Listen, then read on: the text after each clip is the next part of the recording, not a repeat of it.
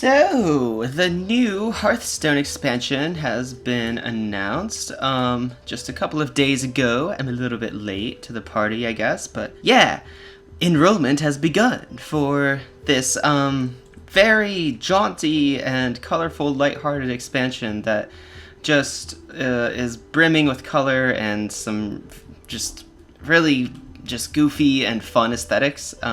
Which is definitely a change of pace from the past several darker themed expansions that we've had lately with the Demon Hunter and the Descent of Dragons and Rise of Shadows and all the kind of stuff like that.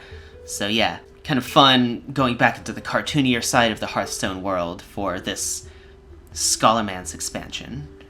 Right, so today I'm just going to go through and talk about some of the new features that have been announced for it and some of the new cards that have been revealed so far. Obviously not a lot of information is available now, but I'll be sure to update you when it is because I'm so excited. Oh my god. Okay, so here we go. So the big new gameplay mechanic for this new expansion is multi-class cards, which is pretty exciting.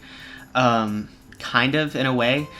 I know that we saw this back in the mean streets of Gadgetzan like years ago. Was that 2016? And it was a different thing then. It was like a triple class card where basically you were able to discover cards from classes outside of your own within 3 different classes that you could pick them from. But this is a little more of a hard mechanic because the cards are color-coded with the 2 classes that they can be used in. For example, looking at this Lightning Bloom as a Druid and Shaman card only. So just being distinctively available in these 2 classes is definitely going to make it like something we've never really played before. Aesthetically speaking, I think just splitting the 2 class colors down the middle of the card is kind of ugly. I don't really care for it that much. I guess I don't really have any sort of viable alternative, but I don't know. It almost kind of makes you think it's primarily Druid if it's the left side is Druid and the other is Shaman, which is not going to be the case. It's equal parts both. But on some of the cards, there's the Shaman color is on the left side, and on other cards the Shaman color is on the right side. So what does it mean? Nobody knows. Probably nothing. Seems a little bit arbitrary, but anyway, just a small little nitpick, not a big deal. Now, one of the last things about this dual class card type that I just wanted to mention is this does seem like it's going to make actually obtaining cards cheaper for players because you're not going to spend all of your dust crafting a bunch of cards that you can only use in one character class. You can craft cards that you could potentially use in 2 separate decks and play as 2 classes instead of maybe if you only have enough dust to invest into 1 deck, you now can just maybe be a little bit more economical in that way, which is kind of cool for us budget players. And who knows? The other big new gameplay feature that is coming along with the Scholomance expansion is Spellburst, which is a brand new keyword, and it looks like it's going to be in a lot of different class types.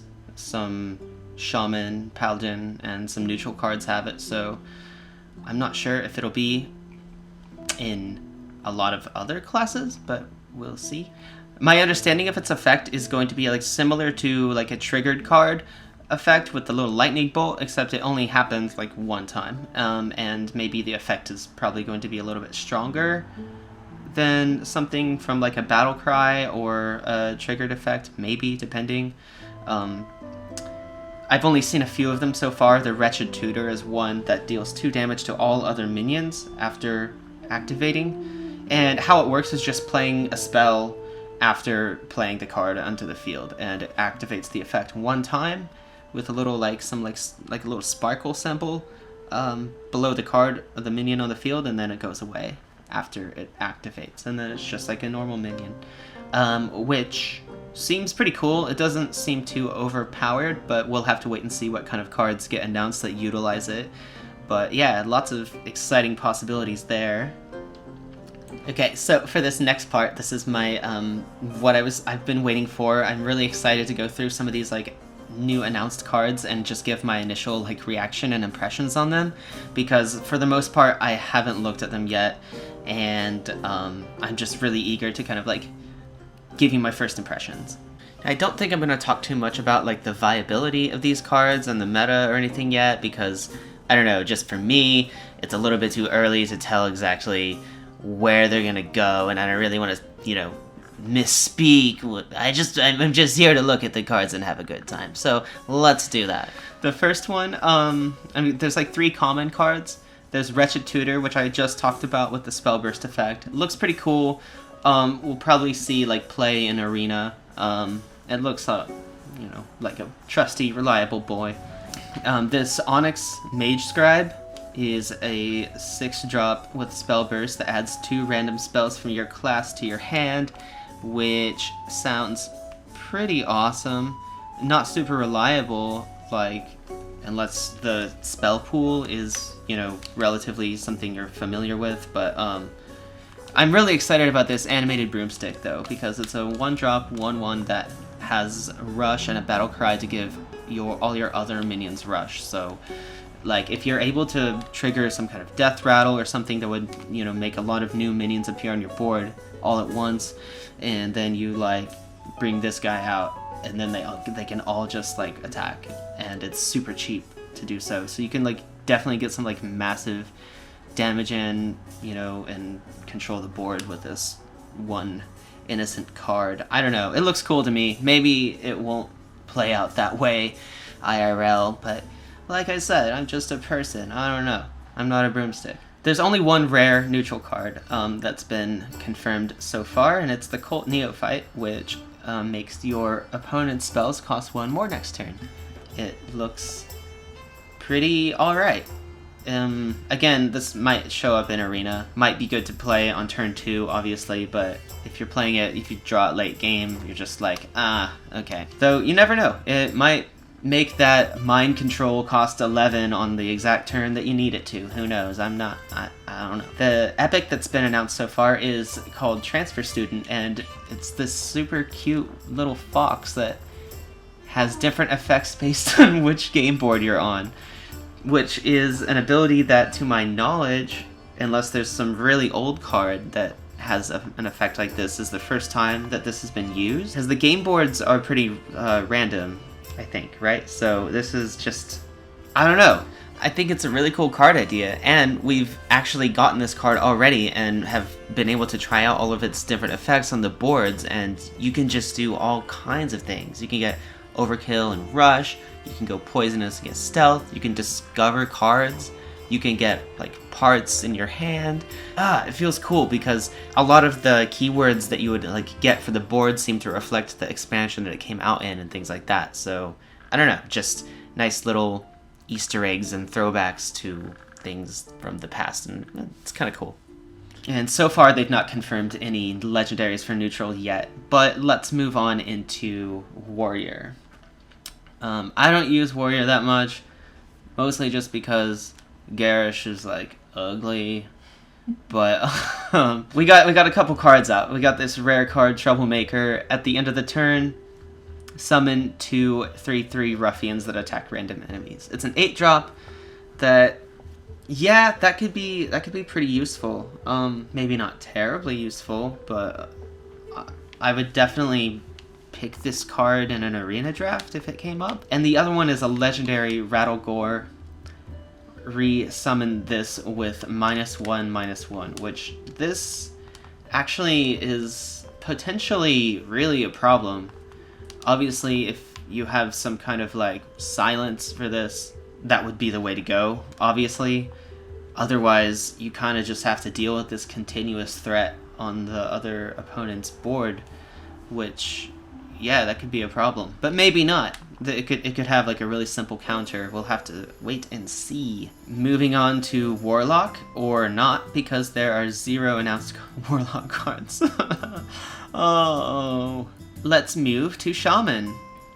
Now, there have been 2 multi-class cards announced for Shaman, and those are Devolving Missiles and Lightning Bloom, which I showed earlier, but I didn't really talk about them, so here we go. The Devolving Missiles shoot 3 missiles at random enemy minions that transform them into ones that cost 1 less. That seems pretty good. Like, it's cheap, it can be used in Mage or Shaman. A lot of early game minions are deliberately placed and have, like, maybe important effects that they need for that early game ramp. And this could completely sabotage that. So that's going to be fun. I definitely want to check that out. And then this 0-drop Lightning Bloom, which gains, it's like 2 coins at once, which with an overload, which is pretty cool. And I could definitely see that being useful in Druid, even though it has overload. Diligent Note Taker, Spellburst, return the spell to your hand. That's pretty cool. It's a renewable resource for 1 extra use of any spell that you play after this. So you could get yourself like an extra Hex, or even get this minion to survive an extra turn and get an extra Eye of the Storm, you know, like just go out there and live your Shaman life and get you those good spells, boo. You can do this. This is a good card. Trust me. I hope.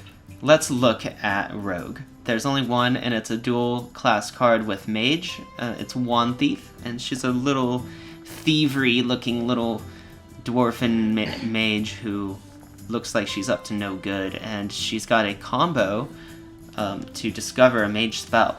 So that's pretty awesome. Getting to use combo in mage is going to be a treat, and mage spells getting discovered in rogue matches will obviously have lots of crazy implications. It would be awesome to have some fireballs and flame strikes going on in any old rogue game for that control element. And again, with priest, there are no cards revealed yet, which priest is like one of the most hotly contested hero classes right now, and the one that's probably in need of balancing the most. So I think people are going to be really eager to see what kind of priest cards come out this expansion.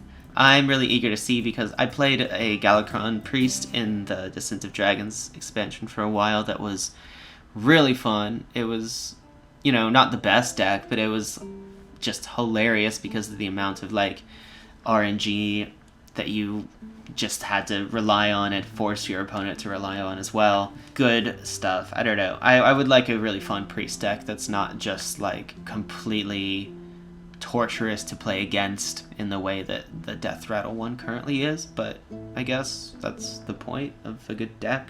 Let's look at Paladin. We have Goody 2 Shields.